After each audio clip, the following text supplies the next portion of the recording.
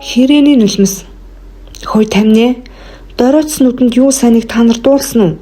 Гэж яншаа янгнөр дуугаар орилсоор баяртугай ирж явна.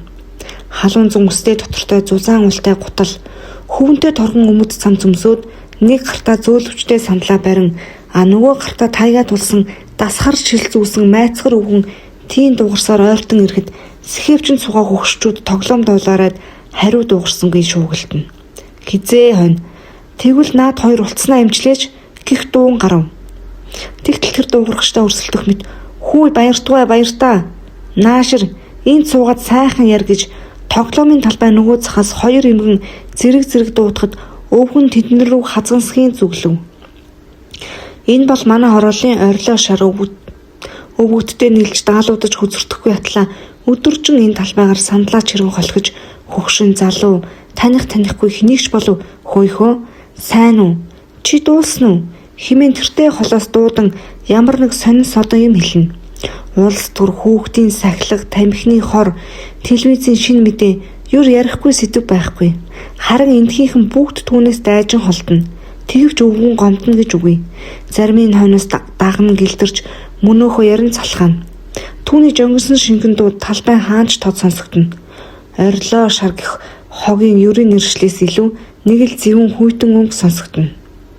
Учир нь энэ орилоо шар чинь насаараа эмнэлгийн хүүр задалдаг ажил хийсэн юм гинлээ гэсэн яриад харснаас хойш хүмүүс түүнээс дайжих болсон юм. Өвгөн ч үүнийг нь анзаардаг бололтой. Цэцэрлэгт талбайн сандлуудад налайд суугаа хүмүүстэй суудал булаалтахгүй. Өөрийн сандлаа чирч ирээд ойролцоохон суугаад жөнгөнөн ярьж гарна. Бүсгүйчүүд хүүхдтэй энэ үгэнд битгий ойрт. Чихэр өгөл сэмхэн хайчгаж бай. Идэж болохгүй шүү. Муухай хүн байгаа юм. Гихчлэн цахиж өөрсдөө холуурдулж явна. Тэгсэн атлаа чихэр өгөхт нь авахгүй байж чадахгүй. Ярваасхийн авч баярлаж гэлааснаа хэлэх мөртлөө холдмогцсон хогийн сав руу чихрийг нь хаяад гараа арчин. Муу юм цаагуур гэх. Авахгүй байхаа сайн. Авсан хойноо хайн. Чихрээс айж байгаа нь тэр. Би өвдсөн нүдэнд юу сайныг сонсох санаатай тэрүүхэнд саатан судал өндөр туранхаа өвгөн бас ирж зэрэгцэн сугсур. За, манай хөгшин хэрэг өнөөдөр юу гэж гуаглаж байна гэв. Энэ бол бас манай хорооллын зангиа. Өдөр шөнө өвөл зөнгүй зангианаас алдаггүй хүн.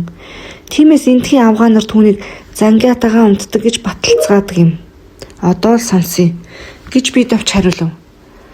Энэ хэрэг мэд өгөхгүй олон жил гуаглах байх шүү гэж зангиа шүлсээ год хийлгэн хаяв. Энэ үгэн олон өгөхгүй юм шиг атлаа дандаа тэр хүн энэ хүн болгон үйл хэргийн сүүдрэг гоочлсон зэвүүн үг хэлдэг болохоор нь эндхийнхэн бас түүнд дургүй. Гэвч нэг хайж дайжаад байдаггүй юм. Харин зангиат нь орилоо шарыгаа бол дандаа үзэн ядсан ямар нэг юм хэлж явдаг ажээ. За тэгэд юу сайн гин хаанаас мэдв хэмээн хоёр эмгэн зэрэг хасуун дэрэгдээ суудал зайчлан саймширх нь энэ удаад өвгөнөөс зинзэлэх цэрийг нь сонсох хүсэл нь дийлэг бололтой. Гэвч баяртугай өмнөх нь сандлаа тавин сууж тухлаад хэлж байна. Хэрээний нулимс. Хэрээний нулимс нүдний ямар ч өвчнийг хойш урагшгүй нам болгодог гин шүхөө. Хэрээ нөгөө дандаа нүд иддэг амтан болохоор тэр гинэ. Тэр олон нүднээс чинь аль хэрэгтэйг нь сороо залгичдаг болохоор нулимс нь тунгаасан юм боллоо яах вэ? Хөөер. Нээр нь тийм штэ. Үгүй тэгээд тэр хэрээний чинь нулимсыг яаж олдог вэ наа? Амархан гинэ. Согтоож байгаад авчихдаг гин. Согтоожийн нүгэл байгаа да. Тэгээд хар хэрээтэй арх уух хэрэггүй. Уусан ч яадаг юм. Зах дээрээс хоньны толгой худалдаж аваад хоёр нүдэнд нь шприцээр арх шахаад гадаа ичхгүй юу да. Өө хөөрхий. Тэгээд тэрийг нь тоншоод нөгөөхөн согтчихдаг байх нь. Тэгэлгүй дээ. Тэгээд нис чадхаа байжгаад хэдэн 100 жил улай зовлон үтсэн амтан болохоор тэрийгээ сандаг үз. Уйлаад бөмбөрүүд байдаг юм баха. Чаавас гэж. Гэхдээ тэгээд үнэн л байдаг байгаа даа. Тэгж үтсэн хүн байна гинүү? Байна. Хаа сайгүй л. Иш баярт минь. Чи ирэх биш ир юм байна да. Нэг арга бодооч. Хуйлаа дуран шиг нүстэй болчихъя л доо. Гисгээж бисээ нудралцсан инээлдэв.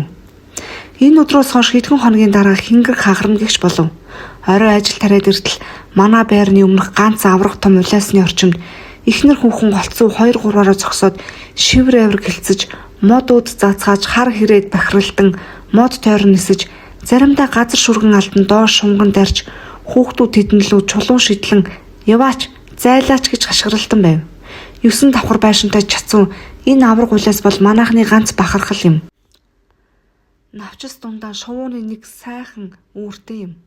Би юу болсныг сануучрахын мөнөөх горцгор цангатд ойртон очивол тэр долгоод охин мэдлээд одоо нөгөө хөшин хэрэг хэрэгтэй байна гэсэн ч гэж дуугарав. Би гайхсгийн асууж харвал энэ хавьд явдаг нэг мөр шар муур дээш авирч очоод үүрэнд байсан хитэн ангаахыг нь бариад идчихсэн л дээ. Тэгээд л энэ хоёр хэрэг галзуурч өдөржин бархирч модонд ойрцсон бүхэн рүү дайрч байгаа юм гэв. Хөөрхийс үрт амтан гэгч. Энэ хоёр эцэг ихэнд байхдаа гэвэл өндөр өвгөн ийш тийш үлэлцэн. Нөгөө орлоо шар хайчваа. Хэрээний нүлэмсэнд дуртай юмсан. Энэ хоёрыг барьж авбал одоо ч нэг асгаруулж өгөндөө. Яг хэрэгтэй үед налга болчих юм. Бас тэр шар муурыг олж орлоогоор нь төхөөрүүлмээр байна. Тэр нь дайц хүүд сэрээ цэргэж байх биш. Гээд хямсаа нэм хийлв. Тэгт лар зогсож байсан нэг охин орлоо өвөө нулимсаа арчаа зогсож байсан харсан байхаа гэж зангиат руу зэвүүцэнгүй хялбалцсан хэлээд иргэн одов. Миний сэтгэл зэхэрч дотор хүйд орхиход би гэртээ оров. Гэвч тогтоо сууж чадсангүй. Гадаа хэрэг зогсоож хөлөөгөө бархирах, их хүүхдэд дуудан зандрах, зайлаач яваач гэх багчууд хашгиралдах дуулцаар бүтэн оройг төгшүүрээр дүүргэж орхив. Золоор маргааш намралтын өдөр тул хайжуу босож гадагш гарвал өчигдрийн төгшүүр нилээд намцсан бололтой. Мөнөө хоёр хэрэг тамираа барсан цөхөрсөн ч юм уу шонгийн модны оройд сууж хааяа гонгон хийж гоншигнож байв. Харин хүүхдээс эхлүүлсэн нарлсан ихнэн хүүхнүүд бөөгөн рүү нэгэн зүйлийг шогшрон хүргэлтийг сонсвол орилоо шаргаа хөлөө хугалж хавиргаа гэмтээсэн эмнэлэгт хүндхэн байгаа гэлцэн. Учрыг асуувал ангаахаа эдсэн муурыг зангиатгүй шийдэхээр шийдэж хүүхдүүдээр бариулаад ойролцоох тарин шиний худагт хийгээд тагалчихсан юмсанж.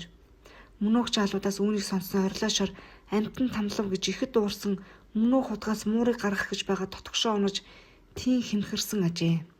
Худагт орж муурыг гаргах зоригтой жаалууд олон байсан боловч өвгөн тэднийг хавтуулаагүй гин. Нөгөө хэрээний нулимс авах чхаа байхав.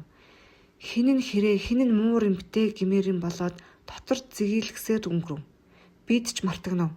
Гэтэл сар гарын дараа намрын их нэгэн налгар сайхан өдөр хүүхдийн талбай дунд тэрэгэнцэрч суусан орилоо шар гэх баяртугай тааралтав.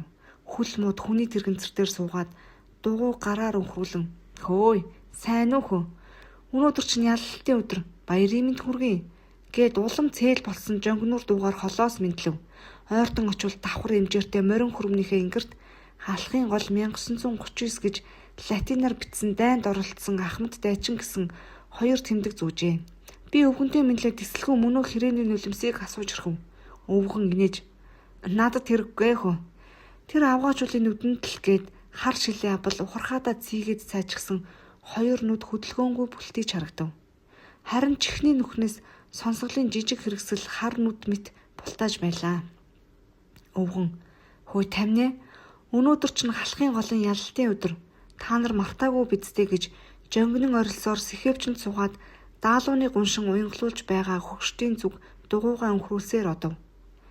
Харин мөнөөх авраг улаасны мөчөр дээр нулимсаа ширгээсэн хоёр хэрэг таг дуугүй нэвсийн суугаад доор нь нүүр буруулан цогсоод талхны булан дээр арх цутхан хүн харчихвээ хэмээн ийш тийш хялалцсан тэднээс нулимс авах аргаа хааж байгаа зангиат өвгөнийг уйтгар таяа ширтэн байлаа.